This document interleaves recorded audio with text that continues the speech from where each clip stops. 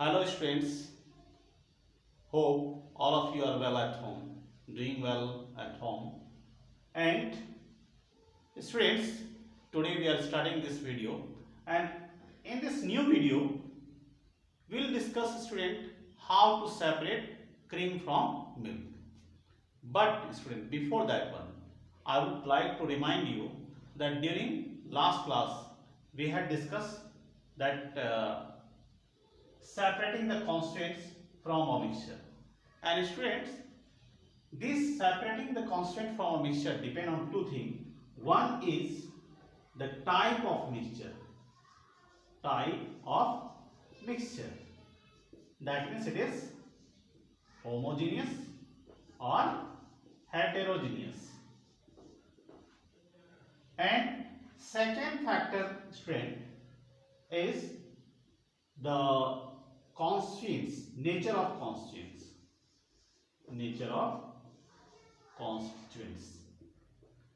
So today, students, as we will start discussing separating the cream from milk.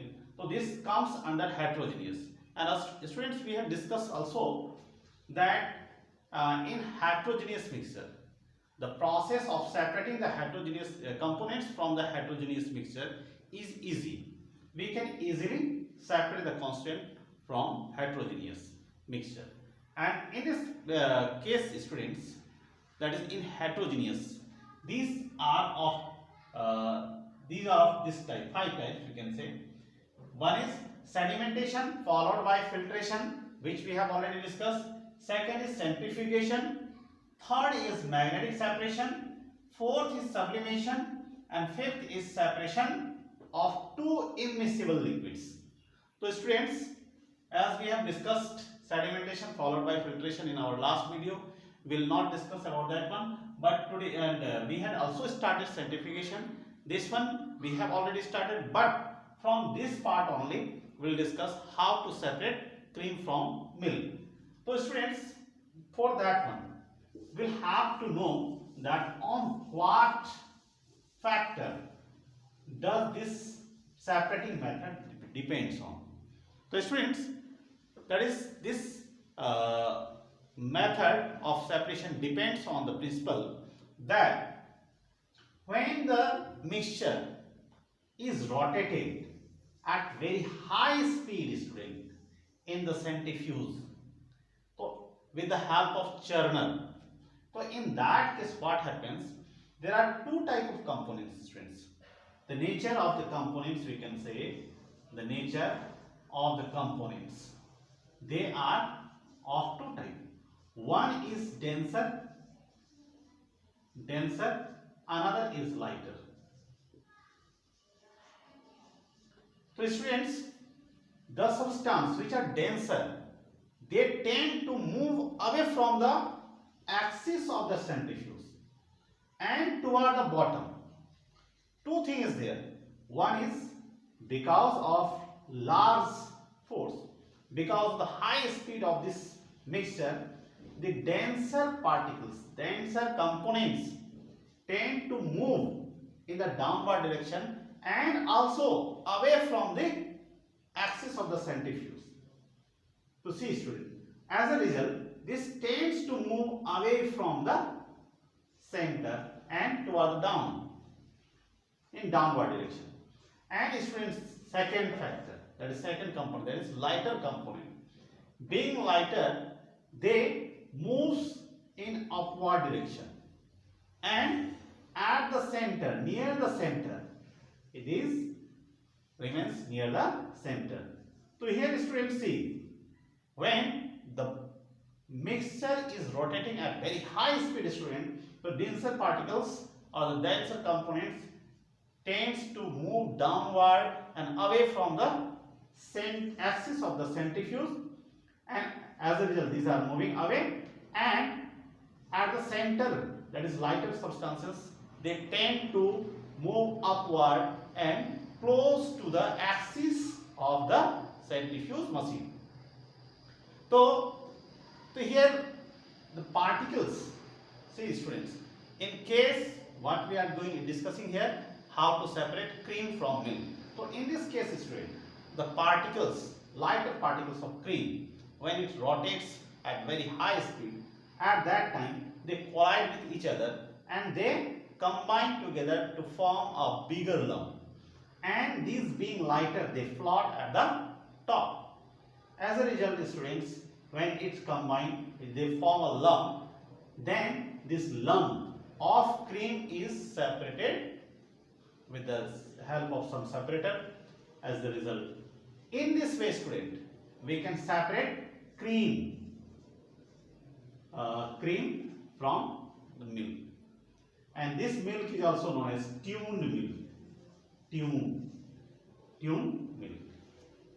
So now, students, after this one, we'll discuss another thing, that is magnetic separation. So in case of magnetic separation, how does it work, students? Again, there is one principle that on what basis this method can be applied. So again, students, in this case, here it depends on the nature of the components. Nature of the components, students. So nature of the components, that means components are of two types in the mixture, students, and one which is magnetic in nature. One is magnetic in nature, and students, another is non-magnetic.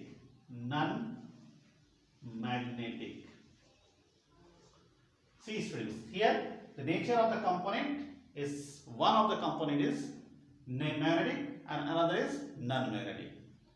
So here we can take one example that we have already discussed, student, the mixture of sulfur and iron fillings, student. We have discussed, if you remember, in last case when we were discussing the compound and mixture. In that case, we have discussed sulfur, the mixture of sulfur and iron fillings. For this, student, first of all, we'll spread the mixture in the container. After spreading it in a container, we will have to take a magnet. It may be horseshoe magnet or it may be bar magnet also. So if we take the magnet and strings, if we will move this magnet just above this mixture which contains iron fillings as well as sulfur. So in this case, what will happen, friend? The iron fillings will stuck with this magnet, and strings moving once through this mixture will collect this iron fillings in another container, and this will go on repeating time and again. After a long time, what we'll observe?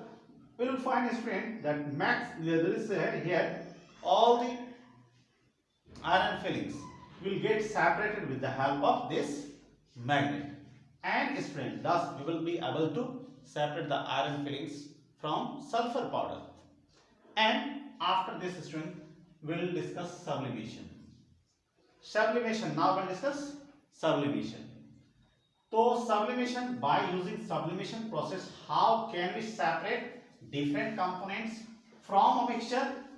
So for that, student, we'll have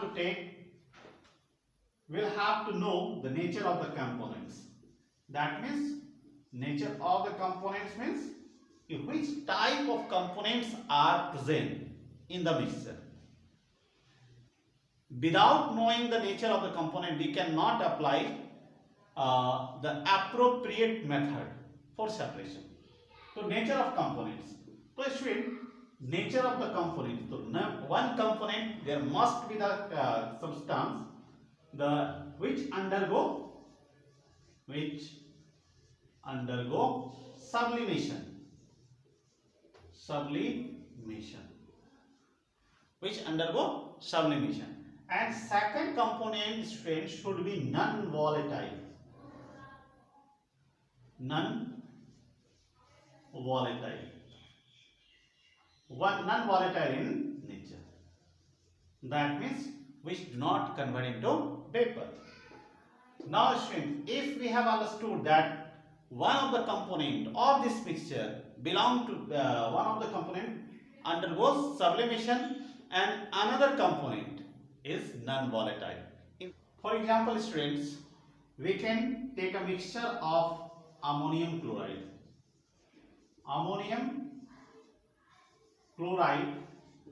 and sodium chloride, students. Sodium chloride. In this one, student, ammonium chloride, it goes under sublimation. And sodium chloride, student, it does not go under sublimation.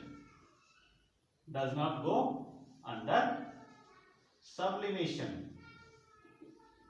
So in this case, student, what will happen? First of all, we can, for this one, we will do one experiment. In that one, we will take a container, and in that container, suppose this is the container, and in this container, student, we will take the mixture. In this container, here it is not visible. So 1 minute, student, just let me write it again. And what we'll do for this one, we'll take a container like channel, and in this channel, student, we'll take the ammonium chloride and sodium chloride, mixture of ammonium chloride and sodium chloride, and student, we'll cover it with a inverted funnel, glass funnel, and we'll cover this part, this open end with cotton. And now, student, before this one, we'll cover this one with a perforated plate.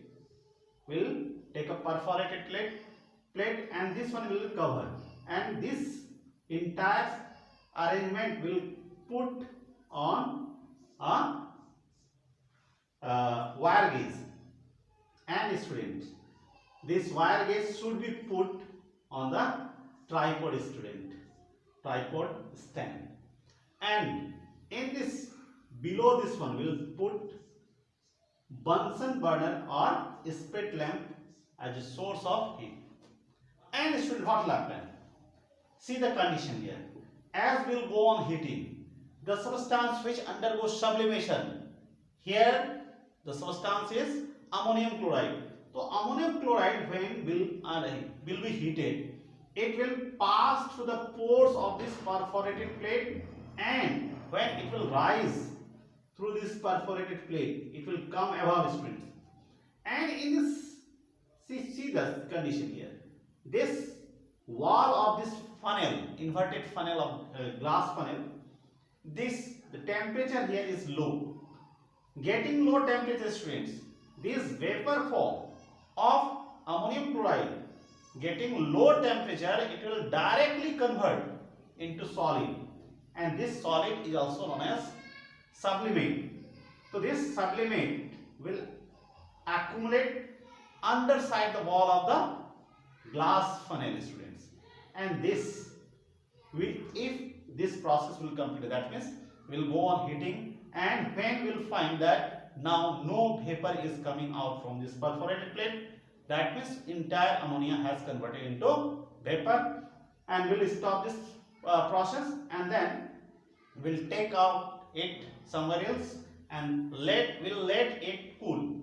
And when it will get cool, we'll find, students, the underside wall of this glass funnel is covered with a layer of ammonium chloride, and this ammonium chloride, with the help of some knife or a spoon, we can collect, and thus, students, here we will find that in this container as a residue, sodium chloride is there, and in this one, ammonium chloride, we have separated the ammonium chloride from the underside of the wall of the inverted funnel. So thus, student, we can, using sublimation, we can separate the components from a mixture, or like here we have discussed the example ammonium chloride and sodium chloride, mixture of ammonium chloride and sodium chloride. We can separate it into different components. So thus, but in the next video, we'll discuss last process, student, that is separation of two immiscible liquid. Thank you for watching this video, and stay home, stay safe.